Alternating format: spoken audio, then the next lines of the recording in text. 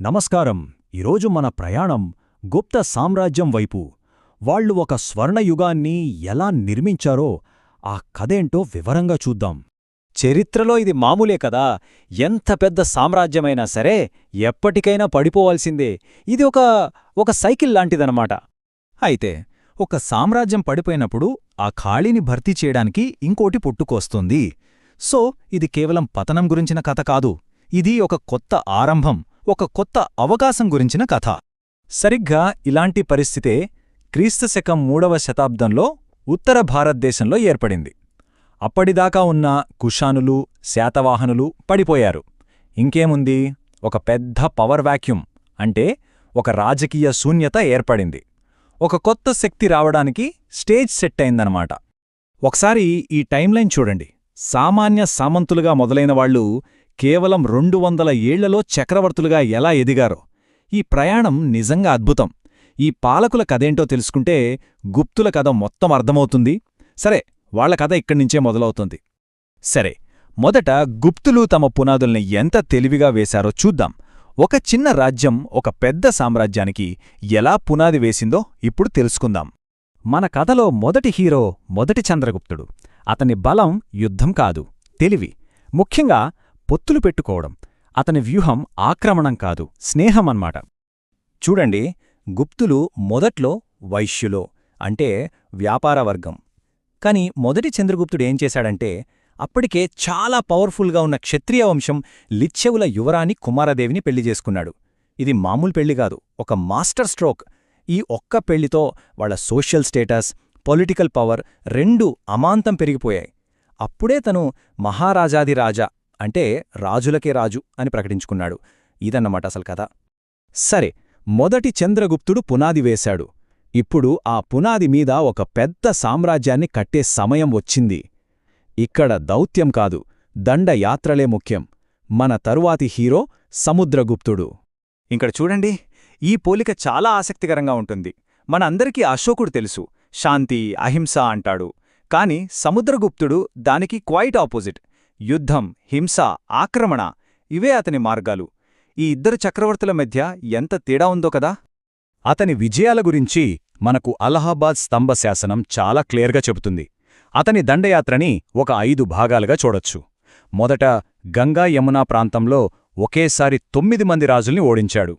ఆ తర్వాత నేపాల్, అస్సాం లాంటి సరిహద్దు రాష్ట్రాల్ని లొంగదీసుకున్నాడు. అక్కడితో ఆగలేదు, వింధ్యాపర్వతాల్లోని అటవీ రాజ్యాల్ని కూడా జయించాడు. ఇక సౌతిండియా వైపు వచ్చి ఏకంగా 12 మంది పాలకుల్ని ఓడించాడు.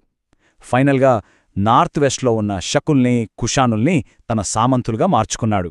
అంటే దాదాపు భారతదేశం మొత్తం అతని కంట్రోల్లోకి వచ్చిందనమాట. అందుకే వెస్టర్న్ హిస్టోరియన్స్ అతనికి ఒక బిరుదు ఇచ్చారు, భారతదేశపు నెపోలియన్ అని. ఎందుకంటే నెపోలియన్ లాగే అతను కూడా తను చేసిన ఒక్క యుద్ధంలో కూడా ఓడిపోలేదట. ఇది మామూలు విషయం కాదు. అయితే ఇక్కడే ఒక ట్విస్ట్ ఉంది. సముద్రగుప్తుడు అంటే కేవలం యుద్ధాలు చేసే యోధుడు మాత్రమే అనుకుంటే పొరపాటే. ఈ నాణాలు చూడండి, ఒక నాణం మీద గుర్రం మీద ఉన్న వీరుడిలా కనిపిస్తాడు. ఇంకో నాణం మీద ప్రశాంతంగా వీణ వాయించుకుంటున్నాడు. అవును, అతను గొప్ప సంగీతకారుడు, కవి కూడా. అందుకే అతనికి కవిరాజు అనే బిరుదు కూడా ఉంది. ఒకే మనిషిలో ఈ 2 కోణాలు ఉండడం అద్భుతం కదా. సరే, దౌత్యం చూశాం, దండయాత్రలు చూశాం. ఇప్పుడు ఈ రెండింటినీ కలిపిన ఒక పాలకుడొస్తున్నాడు. అతనే రెండవ చంద్రగుప్తుడు. ఇతని కాలంలోనే గుప్త సామ్రాజ్యం తన అత్యున్నత శిఖరానికి చేరింది. రెండవ చంద్రగుప్తుడిని మనం ఒక పర్ఫెక్ట్ కాంబినేషన్ అనొచ్చు. ఎందుకంటే అతనిలో తన తాతగారైన మొదటి చంద్రగుప్తుడి తెలివైన దౌత్యముంది, అలానే తండ్రి సముద్రగుప్తుడి సైనిక పరాక్రమం కూడా ఉంది. ఈ రెండింటినీ అతను అద్భుతంగా బ్యాలెన్స్ చేశాడు. ఈ బ్యాలెన్సే గుప్త సామ్రాజ్యాన్ని స్వర్ణయుగానికి తీసుకెళ్ళింది.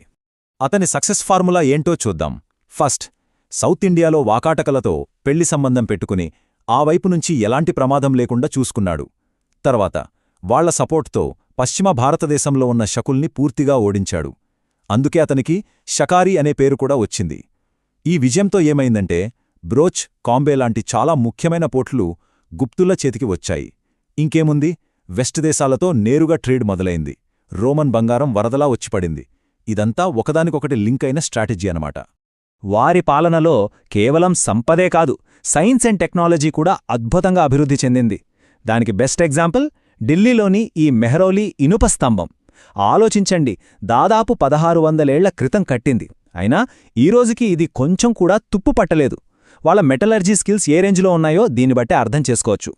ఇంత పెద్ద సామ్రాజ్యాన్ని వాళ్ళు ఎలా నడిపించారో, వాళ్ల పరిపాలనా విధానం ఏంటి, వాళ్ల తర్వాత మనకు మిగిల్చిన వారసత్వం ఏంటి, మరి చివరికి వాళ్ళు ఎలా పతనమయ్యారో, ఈ విషయాలన్నీ ఇప్పుడు చూద్దాం. గుప్తుల పరిపాలన గురించి చెప్పాలంటే దానికి ముందున్న మౌర్యులకి వీళ్లకి ఒక పెద్ద తేడా ఉంది. మౌర్యులది హైలీ సెంట్రలైజ్డ్ సిస్టమ్, అంటే అంతా రాజు కంట్రోల్లోనే ఉంటుంది. కానీ గుప్తుల్ది దానికి రివర్స్, డీసెంట్రలైజ్డ్ సిస్టమ్. ఈ టేబుల్ చూస్తే మనకింకా క్లియర్గా అర్థమవుతుంది. మౌర్యుల కాలంలో అంతా రాజు కంట్రోల్, ఉద్యోగాలు కూడా మెరిట్ బేసిస్పై ఇచ్చేవారు. కాని గుప్తుల దగ్గరకొచ్చేసరికి అధికారాన్ని సామంతులతో పంచుకున్నారు. ఉద్యోగాలు, పదవులు చాలా వరకు వంశపారంపర్యంగా వచ్చేవి. ఇక ఎకానమీ విషయానికొస్తే ప్రభుత్వం కంటే వ్యాపార గిల్డులే చాలా యాక్టివ్గా ఉండేవి. సో గుప్తులది ఒక రకంగా ఫ్లెక్సిబుల్ సిస్టమ్ అన్నమాట. గుప్తులు మనకిచ్చిన అతి గొప్ప బహుమతుల్లో ఒకటి నలందా విశ్వవిద్యాలయం. మొదటి కుమారగుప్తుడి కాలంలో దీన్ని స్థాపించారు. ఇది కేవలం ఒక యూనివర్సిటీ కాదు, ఆ రోజుల్లో ప్రపంచం మొత్తానికి ఒక నాలెడ్జ్ హబ్ లాంటిది.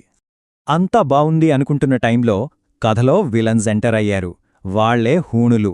మధ్య ఆసియా నుంచి వచ్చిన ఈ తెగలు 5వ శతాబ్దంలో గుప్త సామ్రాజ్యం సరిహద్దులపై దాడులు మొదలుపెట్టాయి.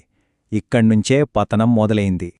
చివరి గొప్ప గుప్తపాలకుడు స్కందగుప్తుడు ఈ హూణులను చాలా ధైర్యంగా ఎదుర్కొని ఓడించాడు, గెలిచాడు. కాని ఆ గెలుపు చాలా ఖరీదైంది. కంటిన్యూస్గా జరిగిన ఈ యుద్ధాల వల్ల సామ్రాజ్యం ఖజానా మొత్తం ఖాళీ అయిపోయింది. దీంతో ఆర్థికంగా సామ్రాజ్యం చాలా బలహీనపడిపోయింది. మరి చివరిగా ఒక ప్రశ్న మిగిలిపోతోంది. అసలు స్వర్ణయుగం అంటే ఏంటి?